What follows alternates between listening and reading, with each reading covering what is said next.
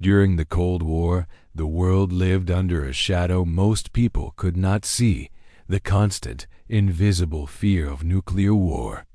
It was a time when two superpowers, the United States and the Soviet Union, stood locked in a silent battle of ideology, weapons, and suspicion. A single misunderstanding could have ended civilization. One wrong signal, one misread military exercise, one paranoid leader, and the world might have burned. In this fragile moment, when humanity stood closer than ever to self-destruction, the fate of millions quietly rested in the hands of one man. His name was Oleg Gordievsky. He was not a general, not a politician, not a scientist.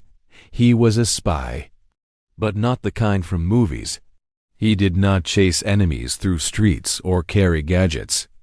His weapon was information and the truth he risked his life to deliver. To understand his story, we have to understand the world he lived in.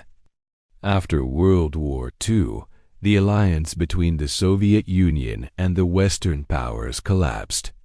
What followed was not open war, but something far more dangerous, a psychological standoff between nuclear giants. The United States believed the Soviet Union wanted to spread communism across the globe.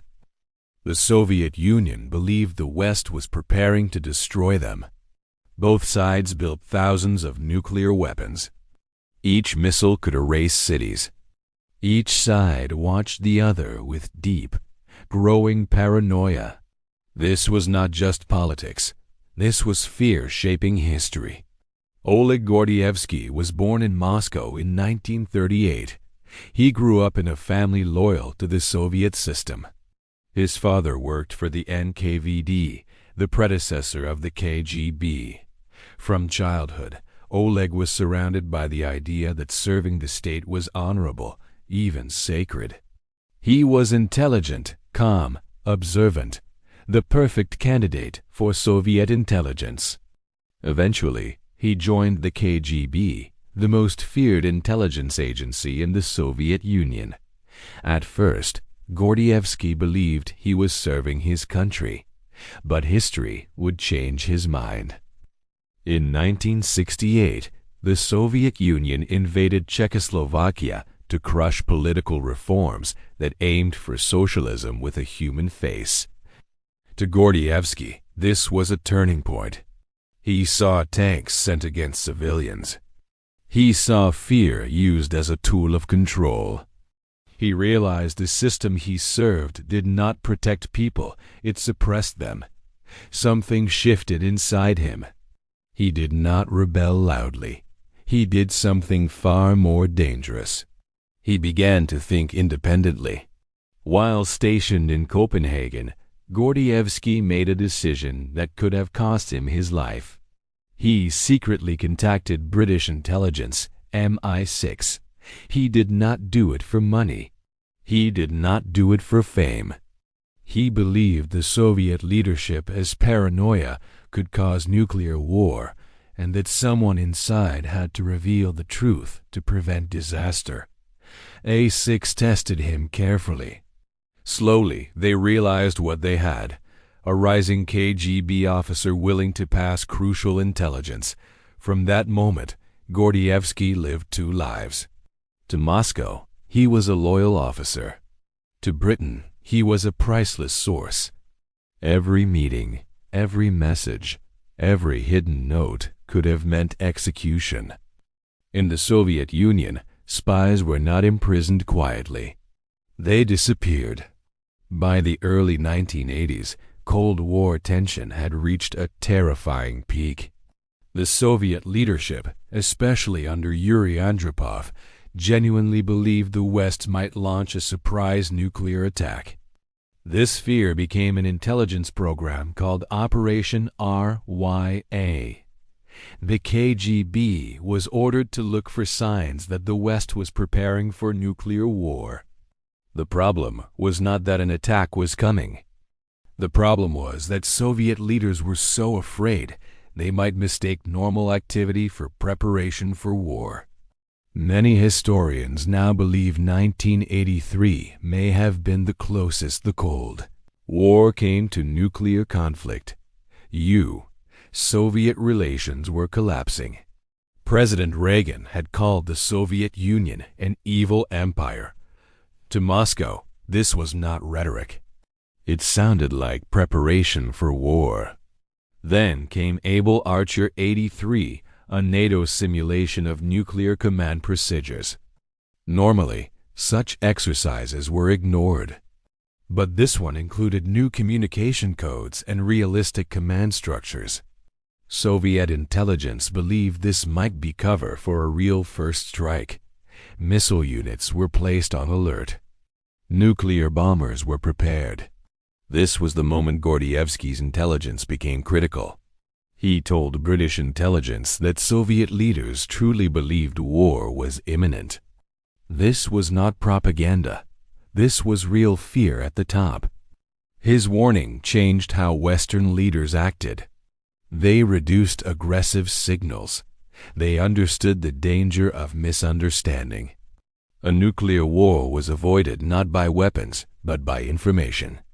The world continued, but most people never knew how close disaster had come. Being a double agent is not adventure. It is isolation. Gordievsky could trust no one. Not his colleagues, not his friends, sometimes not even his own thoughts. One careless glance, one unusual routine, one nervous gesture, the KGB was trained to notice everything. He lived under constant psychological pressure. Not just fear of death, but fear of torture. The KGB did not simply kill traitors. They extracted confessions, names, networks. Every day he worked inside the very organization hunting people like him. But being a double agent cannot last forever. In 1985, Gordievsky was suddenly recalled to Moscow. He sensed danger. The KGB had grown suspicious. He was interrogated, watched, isolated. The KGB believed patience exposed guilt.